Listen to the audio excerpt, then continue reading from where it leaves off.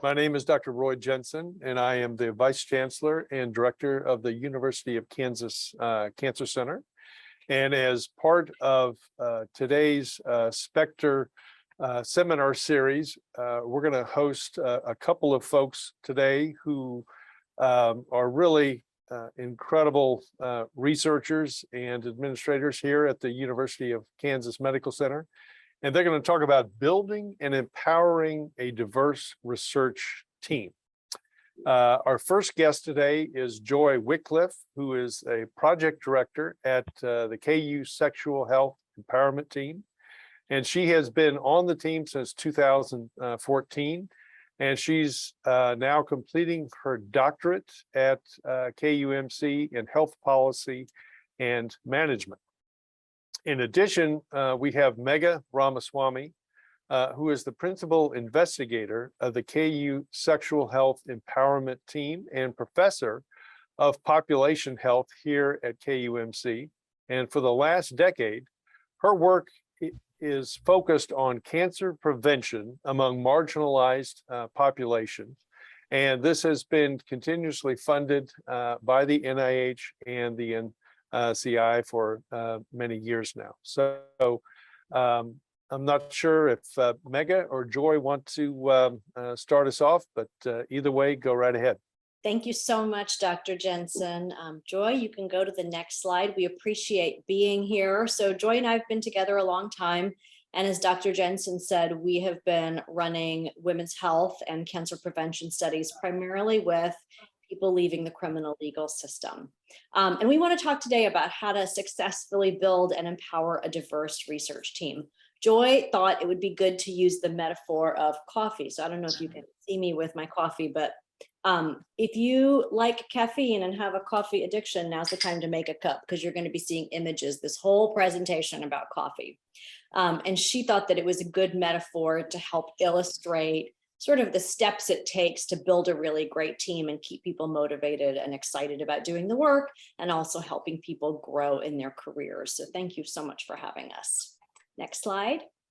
So this is the Sexual Health Empowerment Team. Our mission is to empower people in jails to protect their health during incarceration, to create opportunities for health promotion and civic engagement as people leave jails, and explore health promoting systems, linkages between communities and corrections to better support health.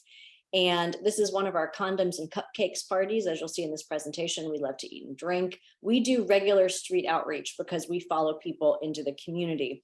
And so always carry in our cars condoms and now masks and sanitizer and waters and snacks.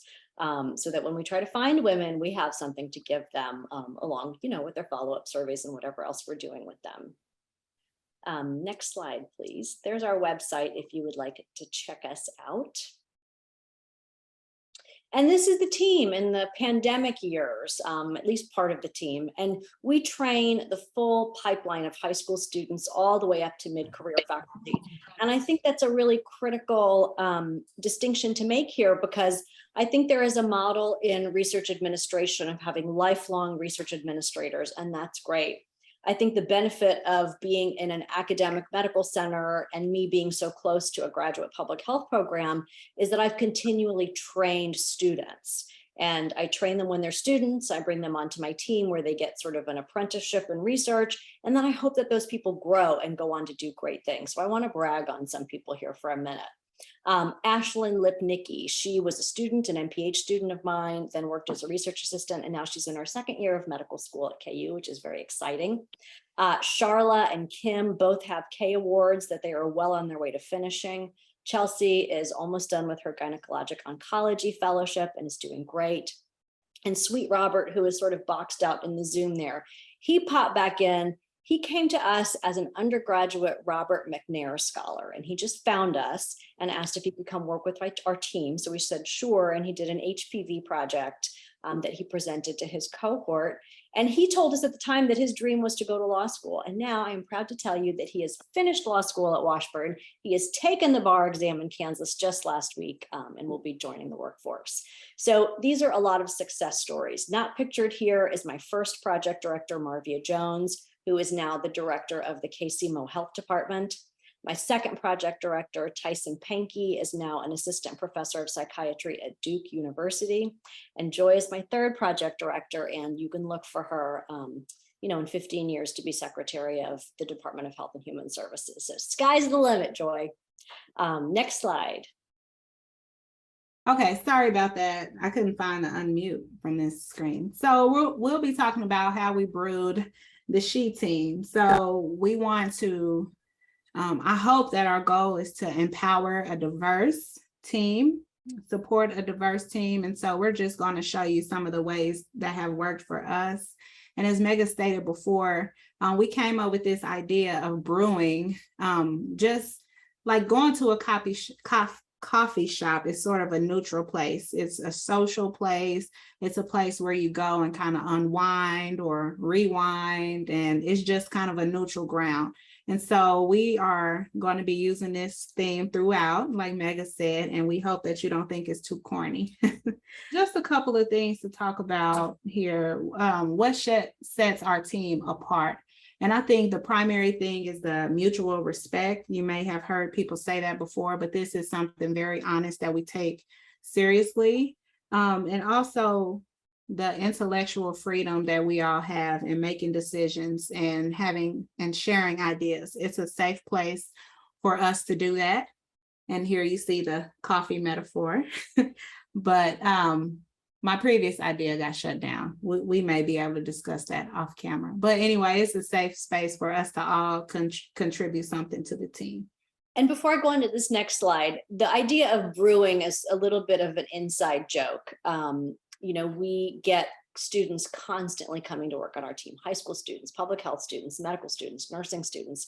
And so we had a medical student from UMKC working with us, and we were doing a community event. And I said to the student, here's my phone number, please only use it in regards to this community event. And so Joy laughed and laughed, because even though it seems like I'm an extrovert and that I love people, I actually try to make really clear boundaries, in terms of my personal life and my cell phone and sort of what I do at work. And so Joy laughed and laughed and sent me an image of a coffee cup and said, I see you're not trying to brew with the new medical student. So that's where the joke comes from. So I think when you're trying to build a diverse team and empower that team, it starts with choosing the right beans. I think in terms of diversity, representation of people of color at the highest level is critical. You can't have a situation where it's all white principal investigators and then a staff fully made up of Black and brown people. It just reinforces already existing racist hierarchies in academia and medicine. And so think about, as you structure your team, all levels of the team. At the level of investigators, do you have representation across a diverse array of perspectives, races, ethnicities, gender experiences, and then have that be reflected all the way down? So we have a pretty diverse crew at the top, in the middle, and I hate to use the hierarchical word at the bottom, but in terms of the ground staff, we really try to diversify at all levels. And I think just paying attention to sort of the highest levels as a starting point when you're thinking about diversity is really important. The second thing is just to have your eye on the prize and know why you're doing it. Why does diversity matter? Sure, it's the right thing to do, but I think more importantly, it makes the work better. Right? Many of us, at least who are working in sort of the cancer prevention space, are working in communities. We're community-based researchers. And our communities, maybe they don't have to look like our research teams. It's true, there's no one on our team with incarceration experience, yet that's the community in which we work. But I think it makes the work better, more respectful, more rigorous, when the team is made up of investigators and staff that are coming from different backgrounds and having multiple perspectives and approaches to the research. And just remembering that that's why you're doing it is critical. Otherwise, it's going to be very hard to keep your eye on the prize and pay attention at every hiring opportunity to issues of diversity and recruitment. The other point I'd like to make is that you got to find the stars. I mean, I was sort of bragging on about the people on the team. And I think in part it's because I hired people who I knew were going places. And I think it's part those people came to me. I was sort of raised up in the model of having a mentor who was a person of color, and he would get all of those students. And I think in my department, in some ways, I am that faculty of color who gets a lot of those students. And so we sort of find each other, and being able to sort of grow those relationships, be a safe space, really allows you to help groom those stars. And you know, academia, this is a place where you groom people for success so that there's no reason that you wouldn't do it at all levels of your research staff. Yes, it is true that a proportion of my staff don't want to go get new degrees, don't want to have career changes. Maybe they're already on their second or third career. And so with staff that want to go get a new degree, I try to sit down with them and say, hey, let's plan out your 5-year goals. Where do you want to be? How can I help you get there? And with other staff who don't have those aspirations, to say, well, what are you most passionate about? So for example, we have this great research associate, Sherry Anderson. She has no interest in going on beyond her master's that she already has. And, you know, the conversation with her then is, what are the parts of your job that are the most exciting for you? And she said, community. I just want to be in the community. Sadly, she started in the pandemic, so we have not had a lot of opportunities to be in jails in the pandemic, but we found ways for her to be in the community. And, you know, I have to say to people, listen, you get paid to do X, Y, and Z, but we're going to find a way for you to do the thing that you really love and tailor accordingly. So it's grooming people for success, even in the context of their own work, but especially in terms of their own goals. Next slide. So I use this fair trade analogy to help you sort of understand the sociopolitical climate in which we work in both academia and medicine. You have to know the structural forces at play in both hiring and empowering a diverse research team. So I've been pestering Joy to do a PhD for a number of years, and we had long, hard conversations on my team among the senior research staff to sort of say, why are you pestering her? You know, let her be, maybe this is what she wants to do. But lo and behold, Joy has come to me this year and has said, I'm bored with my job. I want to do more. And I said, I knew it. That's why I wanted you to do the PhD so badly, because I have been in that same place. And so it sort of, you know, I felt like, all right, I had done the right thing with Joy. Now, that was a tangent. But the point I want to make about sort of sociopolitical climate and social structures is that when it came time to transition Joy into a PhD, I thought, oh, this is a great opportunity to get another NCI grant. I could get a diversity supplement. I could pay for her PhD. I could pay her a stipend. But as it turns out, the rates for reimbursement at NIH are pretty low. And I did not want to put Joy, who is a homeowner, at a disadvantage by getting a grant to cover her, you know, her education. And I wrote to the NCI or to the NIH. They have this new Unite initiative that is trying to work actively against structural racism, about how unfair their policies were for payment and how it puts people at a disadvantage if we expect them to take a significant pay cut in order to fund them on those grants. And I have this great department that was able to pull it together, cover her tuition, and keep her at the salary that she deserves and that allows her to live a good life. So that's one example. And I think, you know, when you're in this business of building diverse teams, you have to understand and actively fight against structural racism and patriarchy in any way that you can. Whether that is advocating at the NIH by slipping them comments when they ask for, you know, public comment. I've brought it up with my program officers when I talk to them in venues that are relevant to this topic. My colleagues and I talk about this regularly. Just every opportunity you get within the confines of what your job is, to remember to keep fighting sort of the structural fights is really critical as you do this work of diversity building. The last point I want to make here is to say yes, even when it's hard, keeping in mind the larger picture. As I said, Joy and I get requests probably weekly, year-round, from students at all levels to come work on our team. And we just don't have the capacity to say yes to all of those students. You know, there's just a limited number of us. And I always try to remember keeping my eye on the prize for both helping serve the population of students that are underrepresented in medicine and science, but also to help groom people's careers where they may not have had a chance otherwise, to say yes to people as much as possible, especially to students of color who may not get a fair shot elsewhere. So you just got to say yes, even though it's hard, and find people to mentor. Next slide, please. So I wanted to go back to what Megan was saying about pestering me. I think every day for 8 years, she did that. So I'm finally there now as a mature adult. So thank you, my dear boss. Okay, so now we're going to be talking about, we're going to talk about filtering.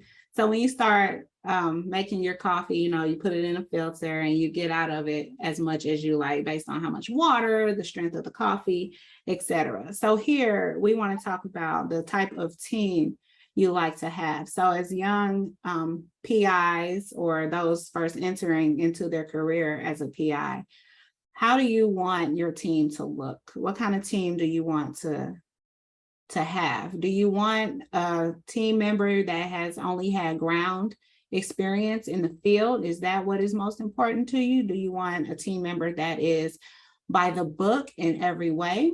Or do you want a team member that is just very, very open to learning? And none of these things are bad. You just have to think about how your team will help reach the goals of the project. And so this is where we talk about trust. So you built your team, you hired the type of team members you like.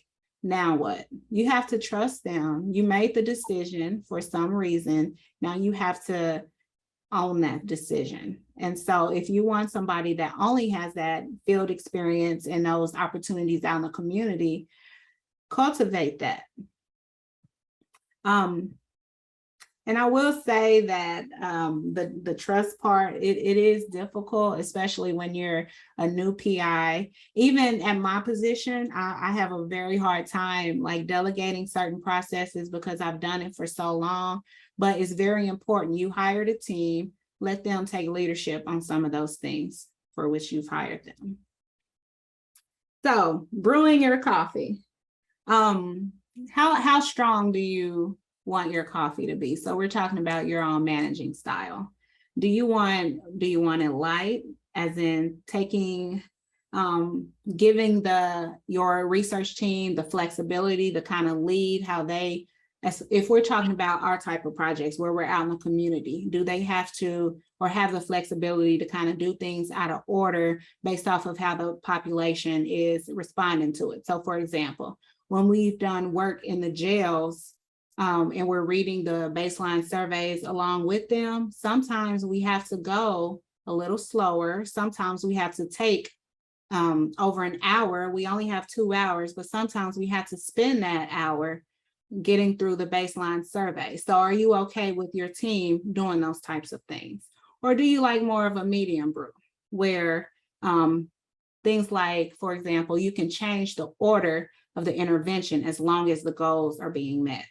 So for example, we have a plan, we have the knowledge segment, we have the self-efficacy segment, we have a belief segment, but depending on how the participants are responding to it, do we have the power to just be able to kind of switch some things up? And then, do you want to be a strong brew? Do you want to be a hands-on PI? Do you want to have your hand in everything? Do you want to make every little decision without having your team be able to have a say in that? So no changes, by the book, stick to the protocol. And if you're wondering, I'm a medium coffee kind of PI. I write a great research protocol. They're so great. I think they're roadmaps for how to do the research, but I also give my staff a lot of trust and a ton of flexibility, because the reality is when you're doing community work, things change. And, you never know when you're going to be locked in a jail cell with 20 women and have to, change the protocol. And so there are reasons to change the protocol, and I give my staff a tremendous amount of flexibility. I'm also outcomes driven. And so the most important thing to me is that we're meeting the aims of the study and that we're disseminating our results. And within that, the staff has a ton of trust and a fair amount of flexibility. So we also like to mix it up, right? This is an espresso martini, and you can have a variety of good kinds of coffee when you're working in this business. So I like to model good practices. I think something that I've brought to this team, especially of late, as people are so tired in this pandemic, is the idea of rest and of having a good time. So I try to model vacation taking. I try to model taking sick days when you're sick. And even if you have a mental health break, that is a sick problem. I try to model, I don't love the words work-life balance, but I try to model that we celebrate things that happen in our personal lives. We make goals for our personal lives, and that is okay for that to become part of the work. Joy, do you want to talk a little bit about recognizing the strengths of team members? Yes. So one thing that we do with the team that I feel makes us very successful is not coming down on them, at least in a public way. So at a team meeting, we don't say, well, Bernard, who's on this call, hi, Mr. Bernard. Bernard is good at this, but he's not as good as Sherry at this. We don't do things like that. We highlight everybody's strengths instead of their weaknesses. So, for example, Miss Sherry is the most organized human being that I've ever met. I'm not organized at all, but so we know when there's a spreadsheet that needs to be developed, we hand that over to Sherry. Bernard, he is the most productive person on our team. So if you have a paper that needs to be turned out in 20 hours, Bernard is the person. So we highlight each other's strengths. We also, as part of mixing it up, encourage passion projects. So, I said that you got to meet people where they're at in their sort of goals and think about, well, what is it that's really going to motivate them? That's the empowering your research team. So I had a student, Molly Allison, who started with us when she was just 22 years old. She showed up the first day with a peach on her notebook, and we are a women's health team. So we were, dazzled by that. And Molly was very clear. She said she was doing public health school right now because she was interested in One Health initiatives and really wanted to go to vet school. We had no idea why she ended up on our research team working in jails, but she did. And we helped nurture that passion. And so figured out with Molly, and actually Molly figured this out on her own for a passion project, that she could go volunteer at a local domestic violence shelter that we work with that had a pet shelter. So that's her, women's health and pet connection. So she went and ended up developing this incredible project that turned into a series of presentations at vet conferences, as well as a manuscript around how veterinarians are often frontline identifiers of domestic violence, because it is always almost the case that if an animal is being abused, that women and children are being abused in that home. And Molly became quite famous for going around on the talking circuit, talking about that passion project. And now, of course, she's almost done with vet school. And so, there's not always time for people to work on their passion projects. And I'm not always great about reminding people from year to year, but I really try. And I make space for my own passion projects. This spring, I worked on a documentary project. It was fun. And now it's done. And it gave me the kind of aliveness that I needed to feel, even as a PI, to continue doing the work. Okay, Joy, next slide. Okay, so now we're going to just kind of wrap up some things here. Overall, do you trust your team? You hired this team, you developed your managing style, you've cultivated these relationships, but do you feel comfortable if you need to take a sick day, if you need to just take a mental health day, like Mega said, do you feel comfortable enough to not show up at work and trust that your research project is going to be okay? And I think that that's something else that makes us successful. Mega has the freedom and the trust in us to be able to take the vacation time that she needs, knowing that everything on the She Project is going to continue. It won't fall apart. So you need to consider that when you are hiring your team members. And then also, trusting your team to make presentations. So often I am the second person that's asked to Mega's I'm asked to do things when Mega's not able to. And it makes me very proud that she trusts me to do that, because she and I have a different presence. We have different personalities. We have different speaking styles. And so it really makes me proud that she trusts me enough to represent the team in her absence.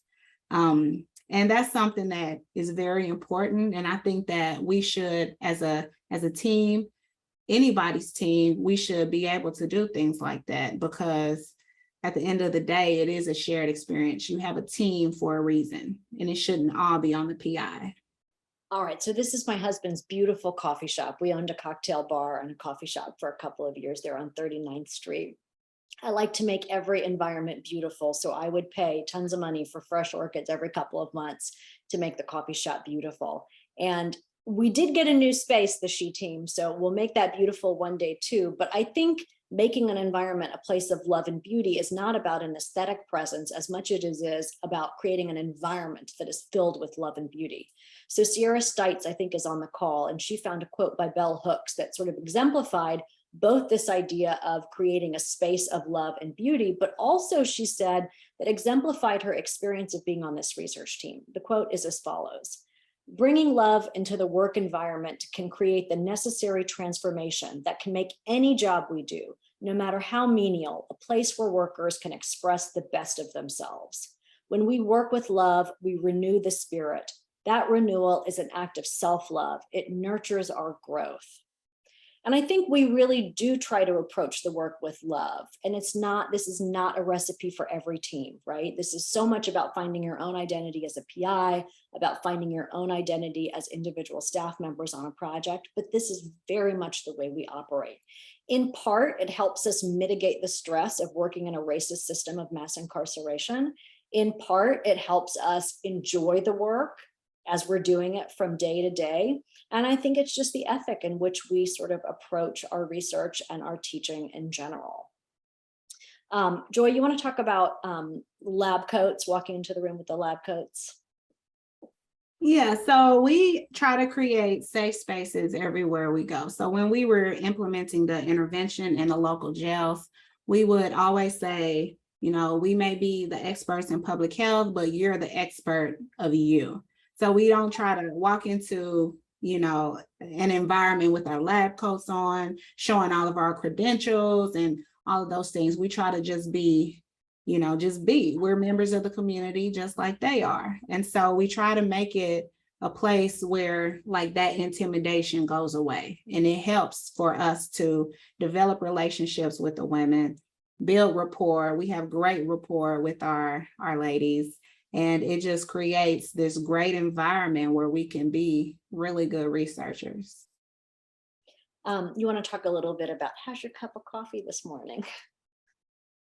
Okay, so we haven't done it lately because we've kind of been kind of swamped with things, but we would usually end a meeting with, you know, what's something you're proud of, or what are you working on right now? So we asked, you know, how has your garage been finished? Have you completed that landscaping you wanted to do? How do you feel today? I know last week you were sick. How are you feeling? How is it being a new grandmother? And so we really try to ask those things. We try not to have a power dynamic. We are really involved in certain aspects. As much as our team members are comfortable, we ask those things.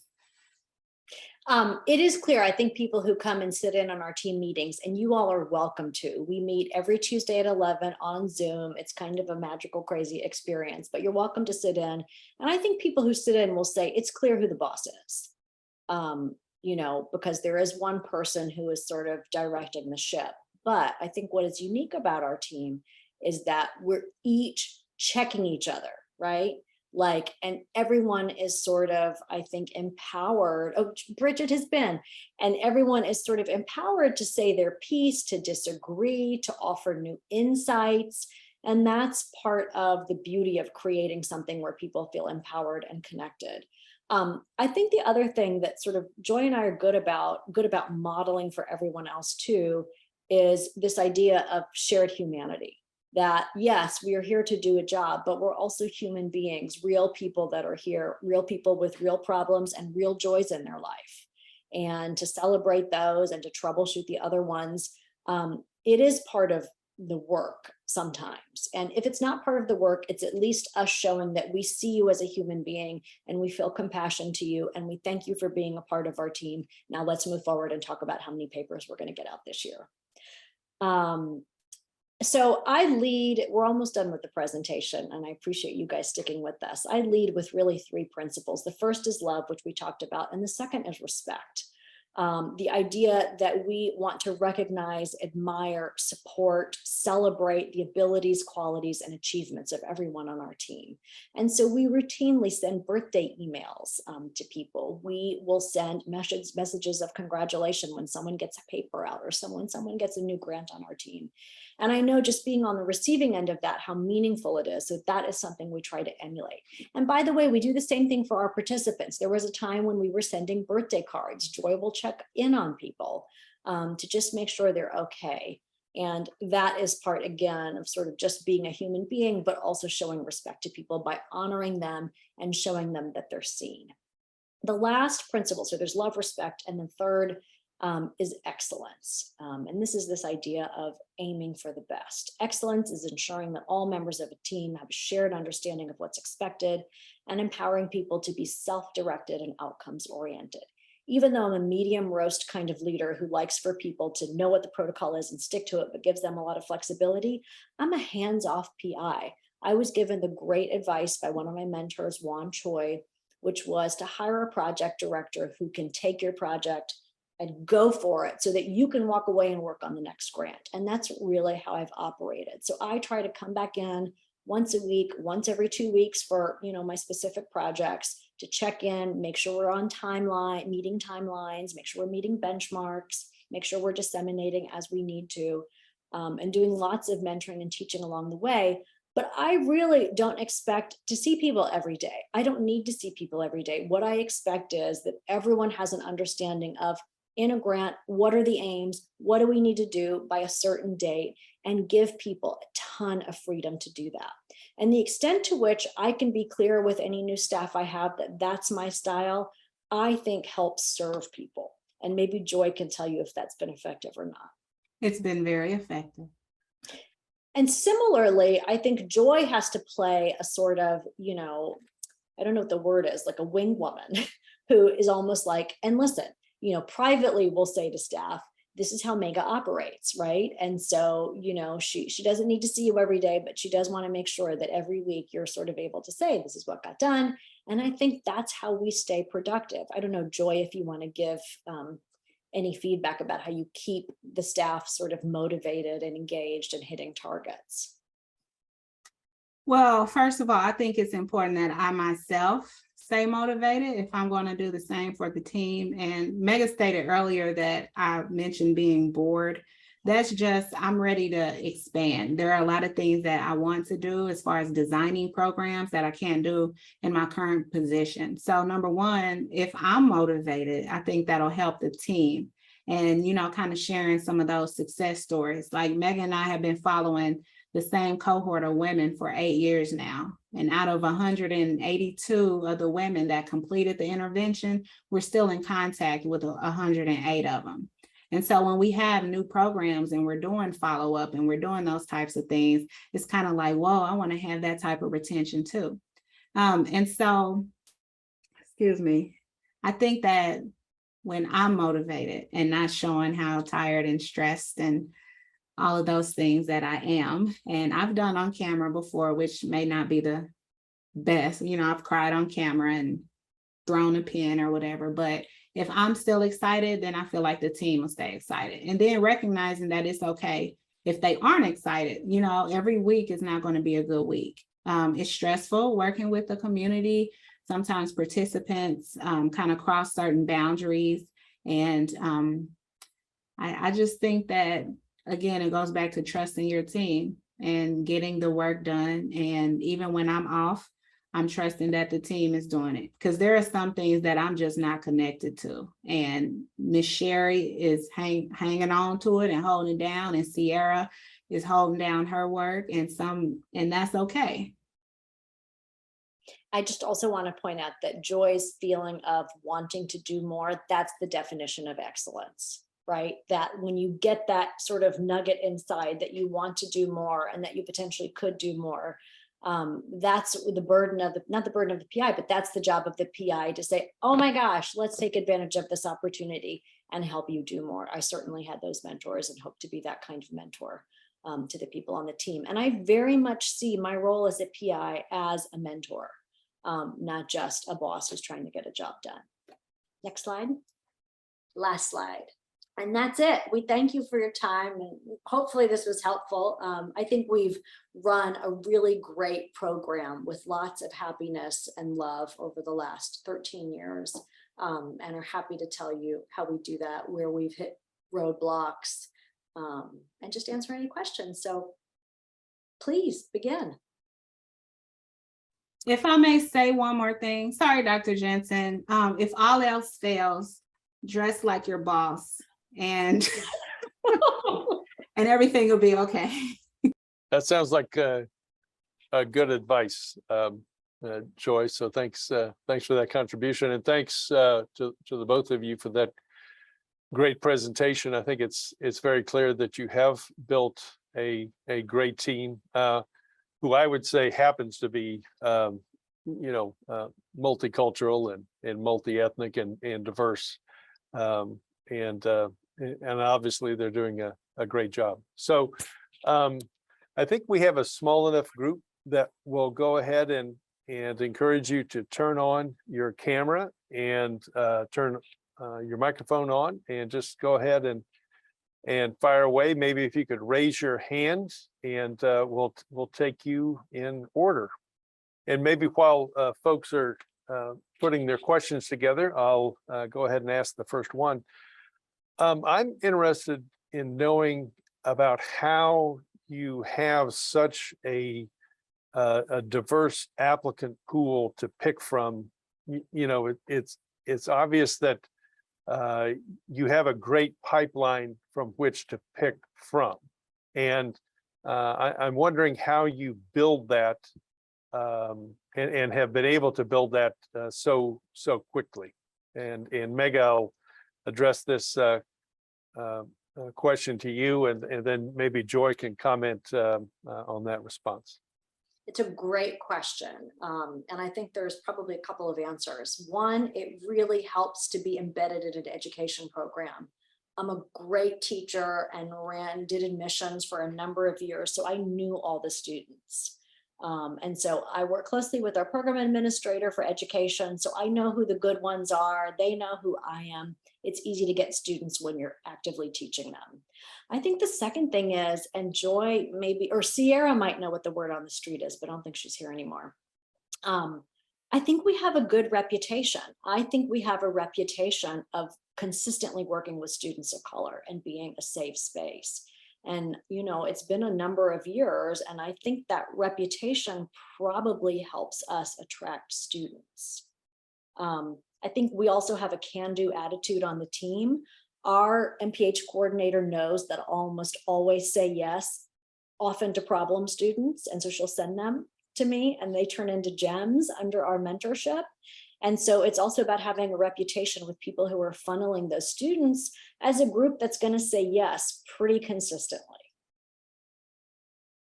Joy?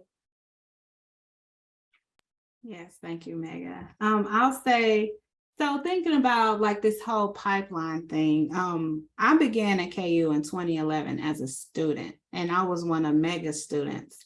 And I always think about, she was on my capstone committee when I was completing my MPH.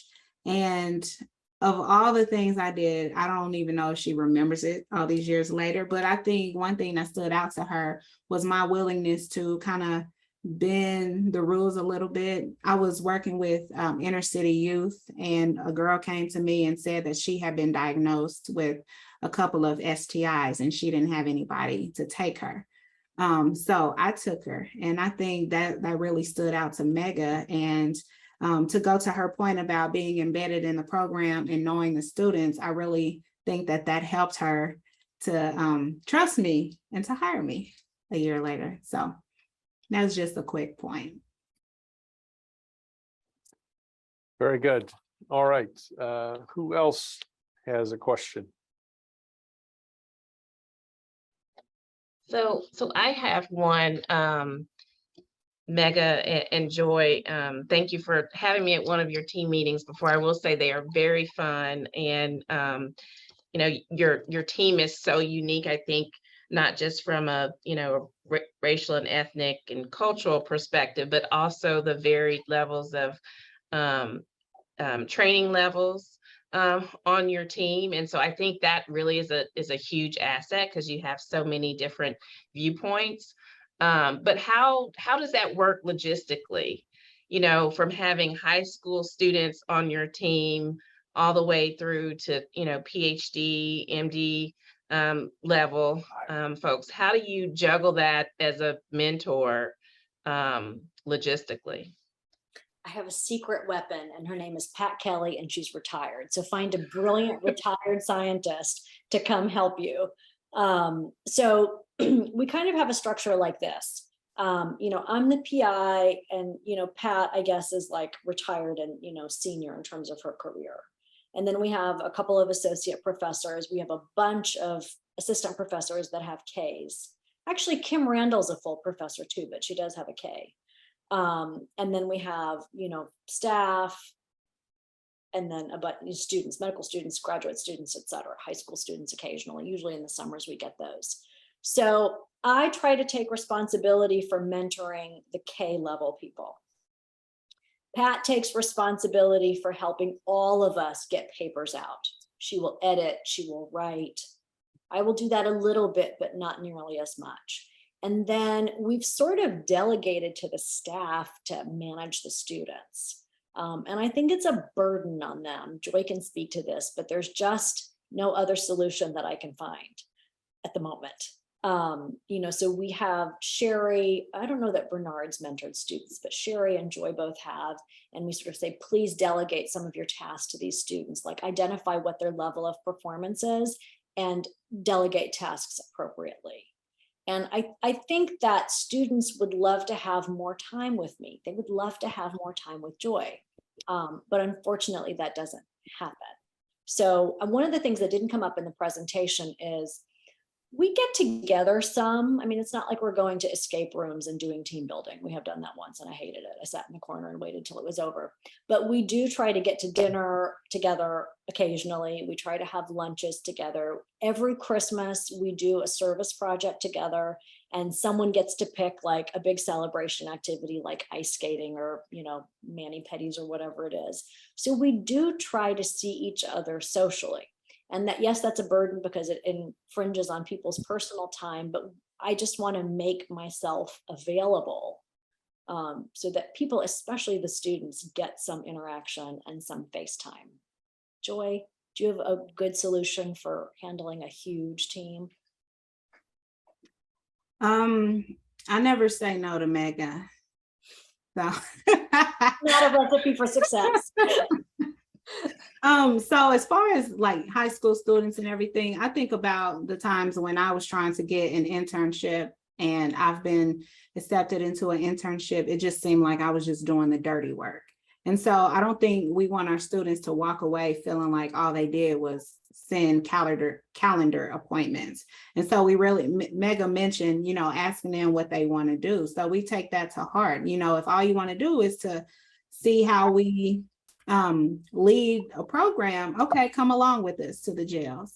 But also, we try to not turn anyone away that may not have like an immediate interest in healthcare.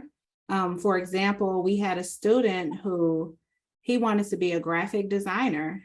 He wanted to be a cartoonist. And so he modified and recreated one of our HPV interventions into an actual comic book. And it was genius and it was brilliant. And so I think that's one thing that's very important to understand. Like, don't have an intern come in just so that they can bring you pencils and coffee. Like, really provide. I would love that. Make sure you provide an actual experience that they can put on their resume.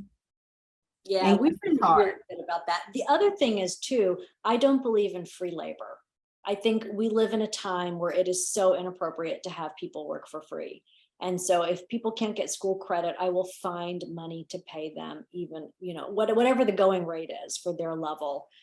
It's just so critical to send the signal that you are an organization or a team that sort of understands, again, the socio-political climate in which we live, and that people need to get paid for their work.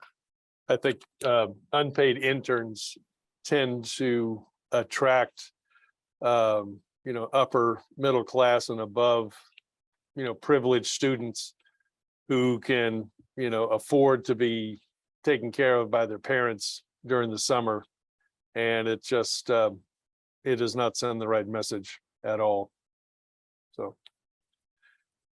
Other questions that folks have, and by the way, I'm going to take that group Manny Petty thing and run with it in the Cancer Center. I hope you don't mind, and I may or may not attribute it to you. So Well, I'll tell you, the other thing we like to do is high tea at the Intercontinental.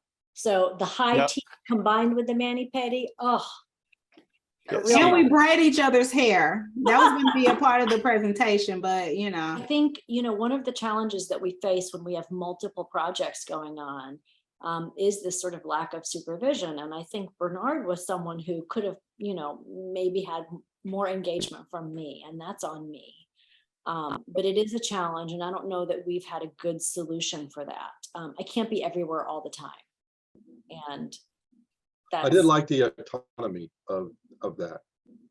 It depends on the people you're working with, and the people I was working with were pretty good. They were okay, so, and especially Hannah, especially good working with Hannah. So it worked out okay, and Darcy as well. So it worked out okay for me. so what I tried to do with Bernard was hook him up with my one friend on the other team. Because I knew she would be a safe space. So maybe that was effective. And the other thing is that project finished and it was a success on paper. So whatever Bernard did was successful. He had a 3-year experiment of autonomy, and the project's done, and it was great. and he put out 1,700 papers. You're having way more fun than me, I can tell that. I've done a few papers did go out, yes. Thank you. all right. It looks like we've wrapped things up here. Again, I want to thank Mega and Joy for a great presentation, and thanks for everyone's contributions. And I think we have a lot of great lessons that can be taken away from this in terms of building teams that are really effective and address some of the more important issues in society right now, and making sure that we open up opportunities to a much broader segment of folks. So thank you for tuning in, and join us next week when there will be another Spectra presentation.